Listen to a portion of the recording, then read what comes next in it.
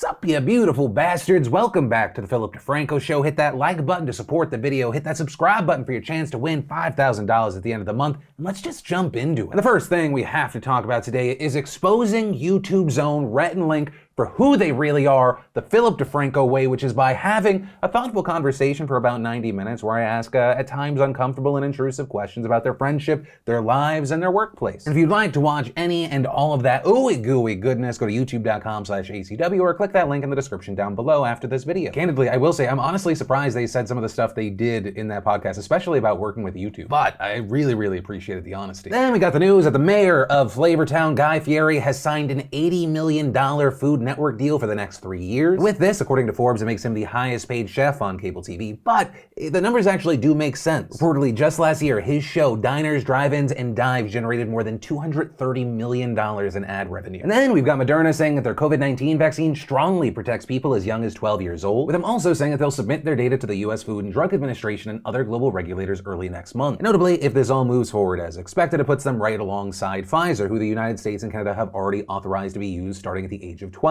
Also, this week we're seeing a lot of questions about the upcoming Summer Olympics. And this because, as Axios notes, while preparing for 20,000 athletes and support staff from 200 countries, Japan remains in a state of emergency with 70,000 active COVID cases and only 5% of the population vaccinated. A situation so dire that, in fact, this Monday, the surge prompted the CDC and the US State Department to warn Americans against travel to Japan. Which is why, even though it appears that everything is moving forward with the Summer Olympics, you have people like Marissa Fernandez writing a paper in the New England Journal of Medicine saying 58 days until the Summer Olympics opening ceremony, scientists warn that canceling the games may be the safest option. But despite what appears to be growing opposition both locally and internationally to have the games, there's no indication that the International Olympic Committee is going to change anything. Then we had Seth Rogen in the news further stirring the debate around cancel culture. And this because, well, on Good Morning Britain yesterday, he said he didn't understand why comedians complain so much about cancel culture. Saying terrible things is bad. So if you said something terrible, then that's something you should confront in some way, shape, or form.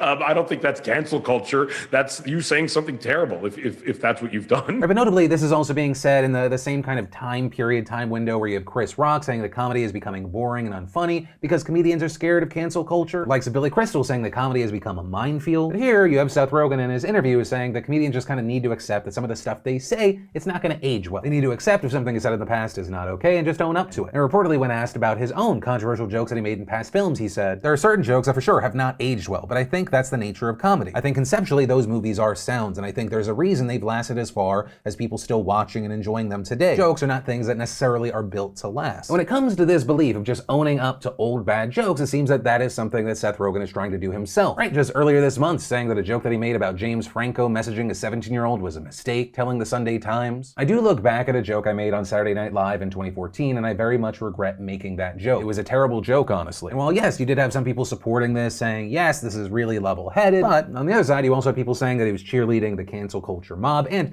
even comedians like Andrew Schulz tweeting, "No one cares what Seth says about anything. Stop pretending this is real." Then, in one day, Amazon's just gonna own everything news. Amazon announced that it will be acquiring MGM Studios for $8.45 billion. And as far as what that means for you, if you have Amazon Prime, this is going to be great news. Which, actually, according to reports, MGM has a library of more than 4,000 movies and 17,000 TV shows. So very likely, there's a ton of new stuff coming to Amazon Prime Video. But that also means, like we saw with Disney Plus and franchises such as Marvel, that this deal will certainly mean that MGM movies and shows are going to be pulled from other streaming platforms. So there are going to be definitive winners and losers here. Then, we've seen critical race theory a lot in the news as of recently, which does make sense. Right now, Republicans in at least 9 states are trying to crack down on critical race theory, some calling to ban it, others specifically trying to avoid that word while also eliminating it. For example, a new bill that was passed in Texas prohibits any conversation around current affairs or controversial issues of public policy/social affairs, keeps teachers from discussing the concept of superiority in any race, sex, or the idea that any race or sex bears responsibility for actions they committed in the past, and exempts teachers from bias training if it causes them psychological stress. For those unfamiliar with critical race theory, as Axios explains, it's a framework that was developed in the 1970s by legal scholars including Derek Bell and Richard Delgado that argues white supremacy maintains power through the law and other legal systems, dismissing the notion that racism stems from acts of individuals, saying that it comes from how the nation formed, and that only through attacking routine practices and institutions through color-conscious efforts will racism be dismantled. Right, and with this, pointing to things like in the Declaration of Independence, Native Americans were referred to as savages, as well as things like the U.S. Constitution counting enslaved black people as 3/5 of a person, as well as highlighting things like one of the worst acts of racial violence in our nation's history, the Tulsa Race Massacre, where city officials and white mobs that were never brought to justice destroyed Tulsa's Black Wall Street, killing 300 innocent people. Whereas those who are arguing to get this stuff out of the classroom say things like, it's intended to divide them into affinity groups. They are oppressor or they are the oppressed. It focuses on collective guilt. If you're white, we're going to white shame you. We're going to make you atone for your white privilege and your internalized racial white privilege, and also it's very much neo-segregation. Those words specifically coming from former Georgia teacher Courtney Stokes, who Fox News also noted mentioned the hard work the United States has done to, quote, move beyond racial differences. But from that, let's take a second to pay some bills and thank the fantastic sponsor of today's show, Lords Mobile. This game is giving away $10,000 in cash prizes to you beautiful bastards, so you might want to listen up. Lords Mobile brings you the perfect mix of city building, strategy, battle RPG, and MMO. Create a badass city, choose army, troops, hero formations, and join the over 370 million global players and guilds to support you in battle, farming, and conquering the kingdom. The game's also not just about brutal fights. Make friends or even find your future love like these lovely couples that met in-game, and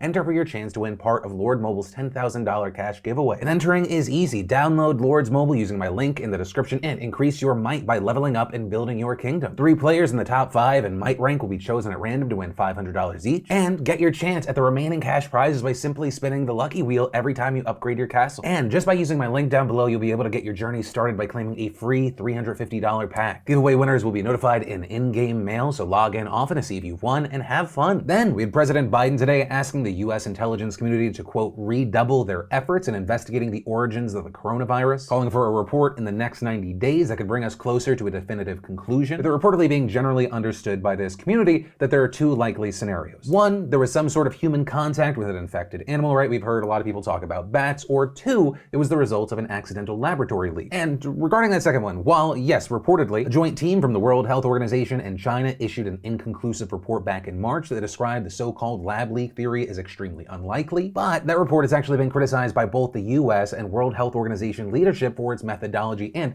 lack of transparency from the Chinese government. And, you know, the timing of this does make sense because the debate around this has been reignited. And this, in large part, because of the Wall Street Journal very recently reporting that 3 researchers at the Wuhan Institute of Virology fell ill enough to be hospitalized in November of 2019. But also, I will say I don't expect us to get any definitive answers on this because it's China. The words transparency and forthcoming really aren't attributed to China. And unfortunately, that is where the evidence and truth lies. Then, in big international news, we may be on the verge of seeing India crack down and maybe even ban certain social networks. And this because in India, today marks the start of major new social media regulations, with companies like Facebook and its subsidiaries, Instagram and WhatsApp alongside Twitter, kind of just scrambling for the past 3 months to try to comply with these new rules. And I mean, the Indian government's being very heavy-handed. I mean, most recently they fought with Twitter because Twitter marked a tweet from a member of the ruling party as manipulated media, right? And that because the person retweeted a doctored image of a COVID-19 information toolkit from the opposition in an attempt to discredit it, with that fight getting so ridiculous and serious that the government even raided Twitter's Indian offices. And here's the thing, if a company does not comply, despite the headlines, they would not be instantly banned, but pretty much, I mean, it would be the case. If they don't follow the rules, they lose their intermediary status, which grants them protection from content posted on their platform. So what that means is if it was revoked, they'd essentially be hit with lawsuit after lawsuit. And at that point, the lawsuits would probably be so ridiculous and rampant that it'd be easier to just pull out of that market. And actually, in a quick update that came out just as I was recording this, at least one company, WhatsApp, has just sued the government in the Delhi High Court in an attempt to stop the rules from going into effect. Although, whether or not that is going to work, we're gonna have to wait and see. Then, in a story that will not result in me apologizing to the Communist Party of China or John Cena, the country of Taiwan has accused China of actively hindering its efforts to obtain more vaccines as it struggles with a slow vaccination campaign. And even more concerning with that, they are seeing a surge of cases right now. While we saw Taiwanese officials hinting even back in February that China was hindering efforts for them to get the vaccine from Pfizer, this morning you had the president of Taiwan explicitly accusing China, saying we had almost completed the contract signing with the German manufacturer at one point, but it has been delayed till now because China has interfered. Though Beijing here has long denied putting up a roadblock to the vaccine, with a spokesperson for the foreign ministry saying Taiwan's access to vaccines from the mainland is smooth. However, it should be noted China has only offered domestic vaccines to Taiwan. But Taiwan doesn't want that, with their president saying only by purchasing the vaccines from the original manufacturer can we obtain direct guarantee in quality and safety to avoid legal and political double risks. But ultimately that is where we are. In the meantime, they've also been trying to develop their own vaccine, though it's believed that the earliest that could be ready is in July. And right now, I mean, the country's in a near state of complete lockdown until June 14th. And the last thing that we're going to talk about today that we really can't go in depth depth. It's still a developing situation. There's an investigation ongoing. Officials have not released a possible motive, but we have learned from officials that there was a mass shooting in San Jose, California. I can confirm with you at this point that there are 8 victims that are pronounced deceased at this point, and there's 1 suspect that's pronounced deceased. This is still ongoing, like I said. The numbers can change, okay?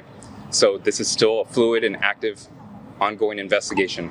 We have all the resources out here from city, county, and federal agencies out here, including the FBI and the DA and Homeland Security out here to assist with this investigation. According to reports, the shooting happened at the BTA light rail yard in San Jose, California, with authorities saying while they have not identified the suspect yet, he was a VTA employee. But like I said, as of recording this video, it is still a developing situation. It is something that we are going to update. According to a San Jose Fire spokesperson, there are multiple active scenes connected to the investigation into the shooting. According to a deputy with the Santa Clara County Sheriff's Office, a bomb squad is on scene searching for explosive devices. This is because reportedly they received information that there were explosive devices located inside the building, with the White House also saying that they are monitoring the situation now, and adding, we still don't know all of the details, but what's clear, as the president has said, is that we are suffering from an epidemic of gun violence in this country, both in mass shootings and in the lives that are being taken in daily gun violence that doesn't make national headlines. And adding, that's why he has already taken an initial set of actions on gun violence that will save lives, and that's why he's calling on Congress to take action, including calling on the Senate to pass the 3 bills to strengthen background checks that have already cleared the House with bipartisan support,